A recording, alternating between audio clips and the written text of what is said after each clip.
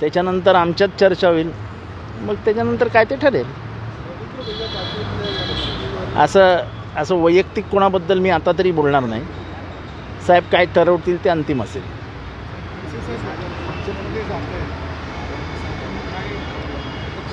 ठीक आहे, त्यांच्या मनाला पटलं ते गेले.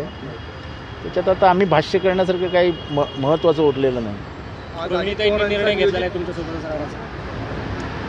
प्रत्येकाला आपलं एक स्वतःचं मत असतं, तसं रोहिणीताईंना आहे. असं खडसे साहेबांना थांबवण्याचा प्रयत्न पक्षाकडून करण्यात आला होता.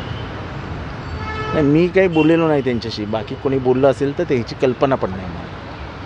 सर, आज अजित पवारांचा पुण्यात मेळावा होता, पण त्यांना अचानक चंद्रपूरला जावं लागलं. नेमकं का सारखं इकडनं तिकडे जावं लागतंय, काय वाटतं तुम्हाला? कसं आहे, पुण्यात असले, पुण्यातलं काही निर्णय घ्यायचा असला 5 मिनटात इथे आले, निर्णय घेतला, गेले. लोकसभेची यादी, विधानसभेची यादी, सिल्वर ओकला बसले, साहेबांची चर्चा घेतली, यादी अंतिम केली, गेले. पंचपक्वान्न नव्हती हो.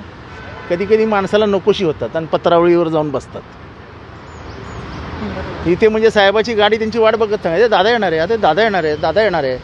तेच दादा आता ताटकळत बसतात. मला कधी बोलवतात, मला कधी बोलवतात, मला कधी बोलवतात. आता काय बोलायचं, त्यांना पण मनातनं वाईट वाटत असणार की मी स्वतःची काय परिस्थिती करून घेतलो. तिथे मी दादा होतो, इथे मला दा म्हणायला पण भीती वाटते.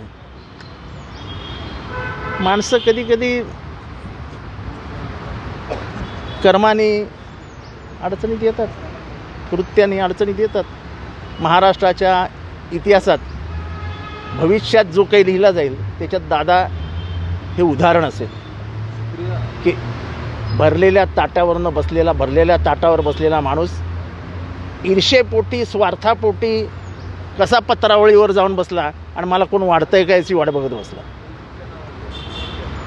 तुम्ही असं म्हटलं की सुप्रिया सुळे कायम दादा करायच्या, पण तुम्हाला ते काय फारसं आवडायचं नाही. पण तुम्ही त्यांना आधी कन्वे केलं होतं का काय फारसं काय पटत नाही इतकं? मी हे जे कोणी भाषण माझं छापलं, हे माझा मोबाईल द्या रे, हे जे कोणी भाषण छापलं त्यांनी माझं अर्धच भाषण छापलं. मी असं म्हटलं, जरा मागे वा, की सुप्रियाताईसारख्या दादा दादा दादा करायच्या मला काय आवडायचं नाही. पण त्यात त्यांच्या भावना, म्हणजे दादा म्हणण्याच्या भावनेमागे असलेलं प्रेम, घर तुटू नये ही भावना, आपलेपणाची भावना ही दादाला समजलीच नाही. कारण का त्या प्रेम आणि हृदय याच्याशी दादाचा काही संबंधच नाही, असं माझं वाक्य होतं. की त्या दादा दादा जे म्हणायच्या त्यांना एक कायम वाटायचं, होय हे घर तुटू नये, हे एकत्रित राहावं. माझं जे काय होईल, अपमान होतंय, जे काय होतंय मी सहन करीन, पण हे घर तुटू नये. ही म्हणजे तिला मी आता बहीण म्हणण्यापेक्षा तिच्यातली आई जिवंत होती, माऊली जिवंत होती, की पवार समाज खानदानाचं हे जे असं घर आहे त्याला अशी भेग पडू नये, ह्याच्यासाठी त्या म्हणाल्या. आणि ते माझं भाषण आहे आणि लोकसत्तेने तसं भाषण छापलं आहे. हे मुंबई आज तकने अर्धवट भाषण छापलं आणि तुम्ही त्याच्यावर प्रश्न विचारला आहे. तेव्हा लोकसत्तेने माझं भाषण छापलेलं आहे किंवा माझं भाषण ऑन रेकॉर्ड आहे, ते ऐका म्हणजे तुम्हाला कळेल मी काय खरं काय बोललो आहे. कुठलाही वाद नाही हो. तुम्हाला पत्रकारांना काय वाद आहे कळतच नाही. अहो ते coalition politics is all about patience and compromise. काही जणांना पेशन्स नसतो, बोलून जातात.